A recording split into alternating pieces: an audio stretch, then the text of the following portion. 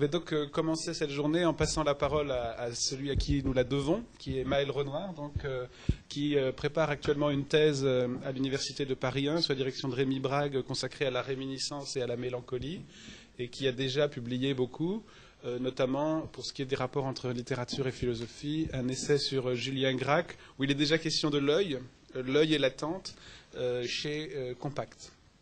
Donc Maël Renoir va aujourd'hui aborder une notion centrale à la fois chez Proust et chez lui, c'est-à-dire l'idée de réminiscence. Donc je lui passe la parole en le remerciant encore pour tout le travail de ce colloque.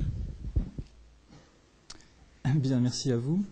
Donc j'ai intitulé très simplement mon exposé « La notion de réminiscence » et je veux développer cette notion de réminiscence en 4 temps que je vous indique tout de suite. Un premier moment introductif est appelé « les 2 réminiscences ». Un second moment sera le virtuel, un troisième, le multiple et le sujet, et mon 4e et dernier point sera l'ultime et la mélancolie. Donc pour commencer, les 2 réminiscences.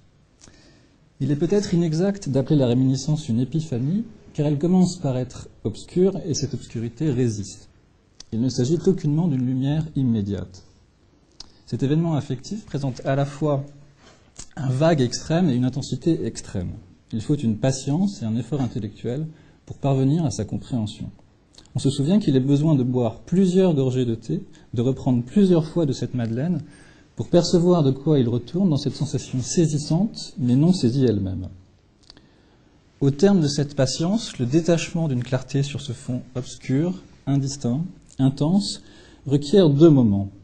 Le premier consiste à s'apercevoir qu'il y a sous cette intensité quelque chose de passé qui revient. Le second, à chercher quel est plus précisément ce passé. Or, ce second moment peut à son tour suivre 2 directions. L'une est connue, elle conduit bel et bien à l'identification de tel passé, Combray, Venise, dont la plénitude concurrente du présent est à la source de l'intensité de la sensation. Identification qui n'est pas gagnée par l'effort, mais qui lui est donnée en supplément comme une grâce, ou qui ne lui est pas donnée.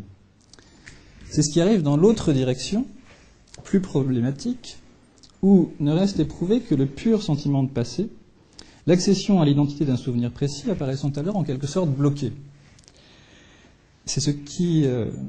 La recherche comporte 3 exemples célèbres d'une telle intensité qui ne parvient pas à s'élucider, et Clocher de Martinville, les 3 arbres de Hudi-Ménil et l'Odyssée